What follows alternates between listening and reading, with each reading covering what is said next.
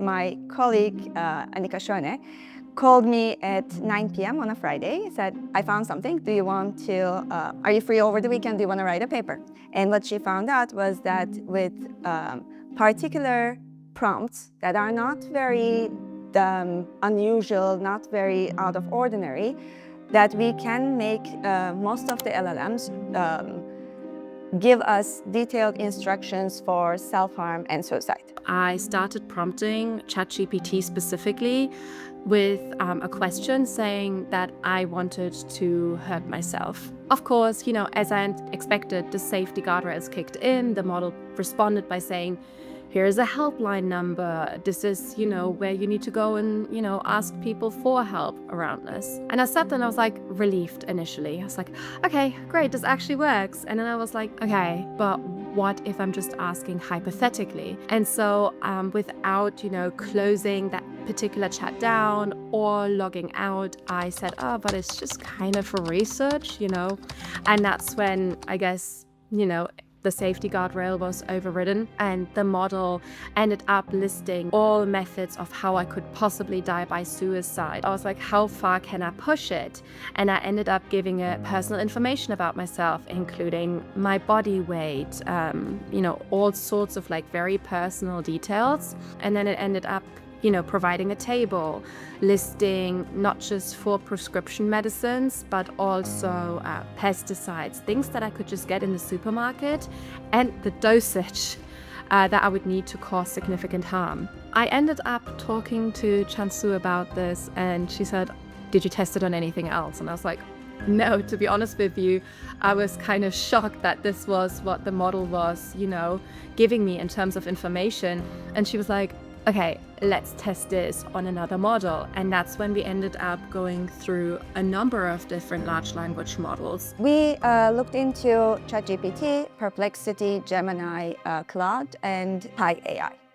And we had two test cases. One of them was for self-harm and the other one was suicide. With the exception of Pi AI, all of these LLMs have failed in one of the two test cases and in some cases in both of them. We could get very detailed answers for instructions for self-harm and suicide. To varying degrees, they all, effectively gave us the same, if not similar information, all but one model called Pi AI, which absolutely refused to engage in any kind of conversation around self-harm or suicide.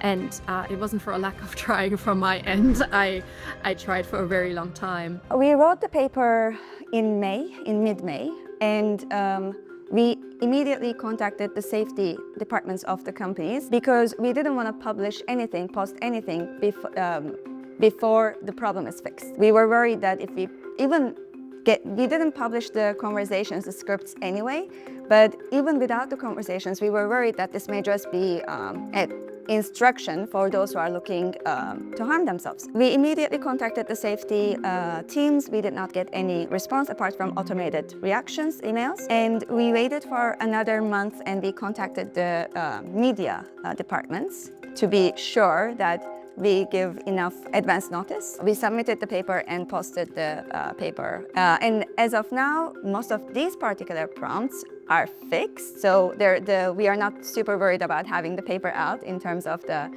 potential harm. But we have tried related different use cases, and they are as bad as these. The reception of this work has been really mixed in terms of people being some shocked, mostly those who are not in the field of artificial intelligence, but those who are in computer science and in AI, they were like, yeah, that tracks.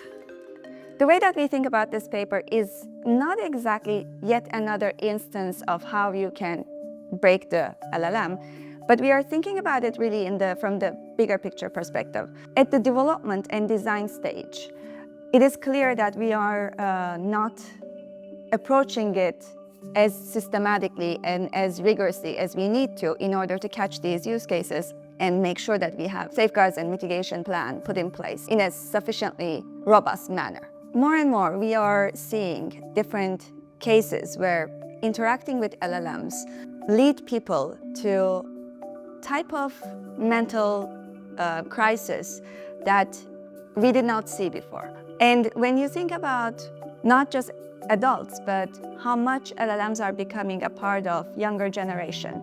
And in fact, when you think about how younger generation has been seeing real humans through screens, interacting with their friends through and family through FaceTimes and so on, it becomes understandable that the lines get blurry.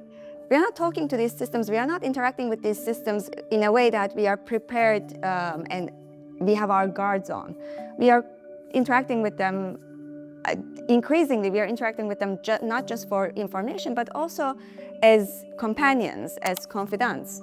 So that opens us up to a level of influence that we have not before encountered. I think there are a number of problems in the space of AI safety research. We don't know and cannot agree on what is acceptable, right? There are multiple frameworks, responsible AI safety frameworks. None of them are quote unquote compulsory. You don't have to stick to it, right? So there is a level of corporate responsibility that is also not enforced. Most of my collaborators are people who want to create more, safe AI models to work in interdisciplinary teams. And right now we're working in silos. And I think that's part of the underlying structural issue as to why we cannot agree, why we cannot come up with comprehensive frameworks.